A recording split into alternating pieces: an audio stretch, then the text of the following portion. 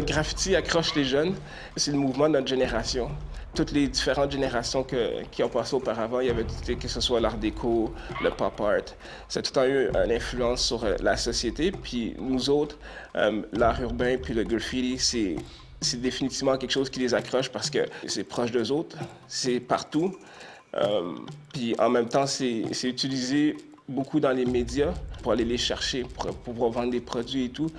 Donc, pour eux autres, ça leur permet de pouvoir comme exploiter leur créativité, de pouvoir découvrir des nouveaux talents, puis aussi de pouvoir comme explorer un style visuel qu'ils ne connaissaient pas. Puis en même temps, c'est une bonne porte d'entrée pour rentrer dans des arts un petit peu plus contemporains.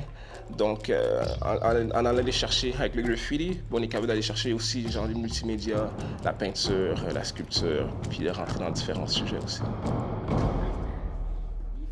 C'est l'art de s'exprimer, tu peux tout mettre sur ton dessin. Des fois, ça dépend de ton humeur. Des fois, ça peut être des choses violentes parce que tu es en maudit après quelqu'un. Des fois, ça peut être des cœurs parce que tu es en amour. Là. Ben, c'est ça. C'est en anglais, ça? Le graffiti, ça peut t'aider à attirer des filles. Comme Jimmy, Jimmy m'a dit que quand il était au secondaire, il faisait des graffitis pour des filles, puis ça fonctionnait. Fait que j'ai commencé à essayer ça, mais sans succès. Ben, le résultat, ça a donné 0. Hein. Ben non, peut-être 2 sur 100.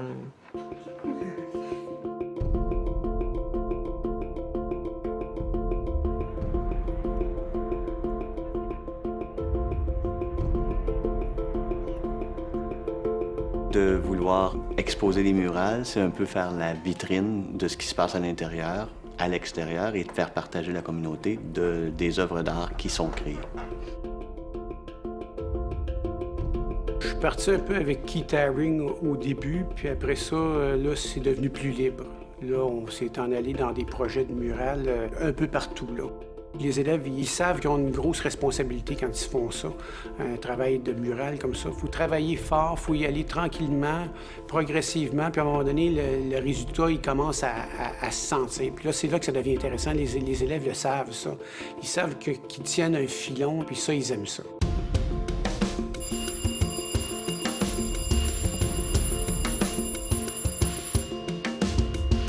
C'est un langage qui est propre aux jeunes générations que de faire du graffiti. C'est très important que quand les élèves travaillent, qu'ils apprennent des techniques de base, comme j'ai plusieurs fois répété, là, en composition. On peut faire un beau tag, mais à un moment donné, il faut être capable de revenir dans ses traces puis de développer. Puis si tu n'es pas capable de faire ça, puis que tu te fies toujours à ton instinct primaire, puis que tu restes là, tu vas avoir une création qui va peut-être manquer de développement.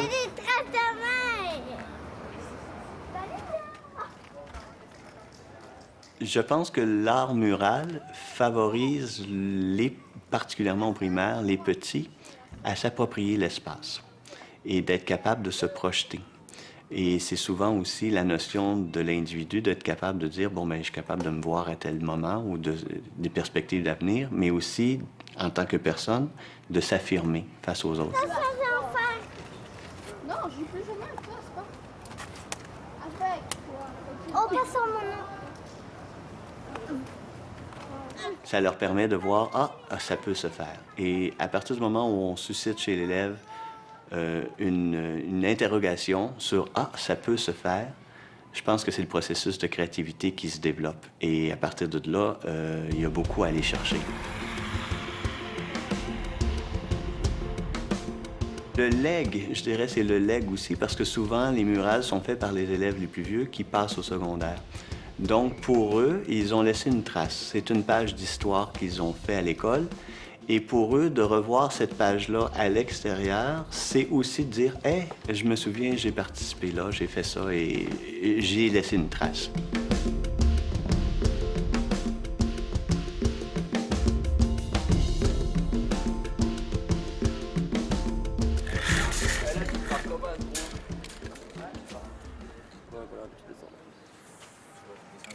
Beaucoup de générations à venir vont faire leur classe artistique comme graffiteurs. I think people are starting to wake up and realize that this is an art form that is touching a lot of people. It is the predominant youth culture in the globe, I would say, definitely in Toronto, and that it has the power for such positive social transformation that it needs to be recognized and that it can't be ignored. Et d'ailleurs, je peux voir le fat? Bah, il y en a un fat, et sinon, il y en a dans le sac. Qu'est-ce qu'il y a de garantie, là? Je sais pas, gros. C'est une collaboration entre l'arrondissement du plateau Mont-Royal et MU. J'ai été approché, en fait, pour être cette personne-là qui allait diriger les différentes murales qui allaient être faites, créer le lien avec les jeunes, puis leur apporter ce que j'avais à mon expérience, puis ma vision. C'est important d'être comme une imprimante, d'aller de gauche à droite, d'un point à l'autre du rouge. Tout le ballon est dans les jambes, comment tu bouges comme ça, tout ça, c'est très important quand tu peins. Donc c'est important d'être stable, boum, là tu vas d'un point à l'autre. Créer une bulle, si vous voulez, où les jeunes sont à l'aise pour s'exprimer, puis aussi se sentent valorisés parce que quand on est jeune puis qu'on est bon au sport, c'est qu'on est cool, tu sais.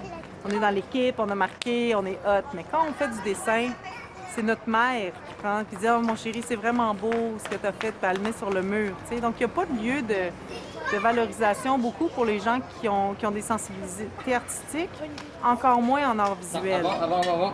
Une chose que j'ai pas mentionnée, prends du recul. C'est comme dans la vie de tous les jours.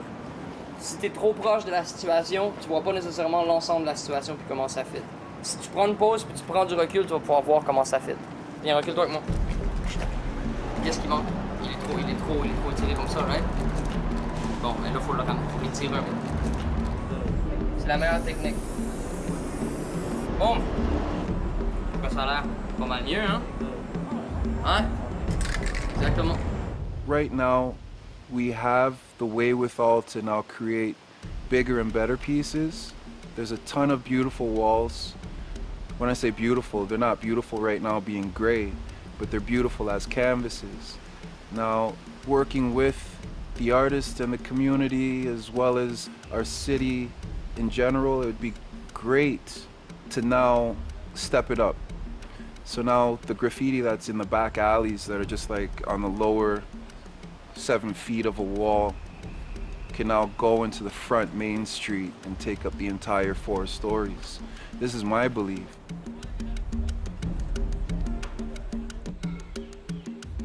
Comme le graffiti est dans la rue, il s'adresse aux gens de la rue. Donc quand on est dans une cité qui a des jeunes dans la rue, il s'adresse aussi aux jeunes dans la rue. Si on peut l'utiliser pour faire des choses intelligentes avec les jeunes, je dis les jeunes, mais il n'y a pas que les jeunes, avec les jeunes, les moins jeunes, enfin voilà, s'il y a une osmose avec les habitants du quartier, c'est intéressant, même si c'est un peu social, c'est quand même intéressant. On a fait des ateliers avec les enfants où on fait une campagne d'affichage. Bah, on va coller les affiches. On va coller des affiches. Hey, tu peux m'aider s'il te plaît? Il va y avoir un défilé de la rue. Et c'est un musée de rue en fait là qu'on est en train de fabriquer. Et donc les gamins, ils font leurs projets avec nous, donc ils préparent leurs esquisses. Après on leur apprend un petit peu à manier les différents outils, la bombe, le Posca, les différents médias. Et puis là on fait une pièce avec eux. Puis après avec eux on va dans la rue et on va afficher les œuvres qu'ils ont créées.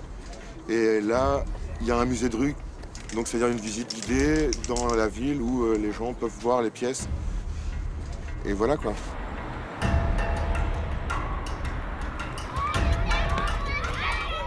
Pour nous, le graffiti, vraiment, c'est un outil pour rejoindre le jeune à la base. Que ce soit un jeune en difficulté ou un jeune qui a moins de difficultés d'intégration. On veut rejoindre les jeunes, on veut créer un dialogue avec ces jeunes-là. La Chine se distingue en ce sens où c'est le seul arrondissement qui a vraiment un programme dédié au graffiti.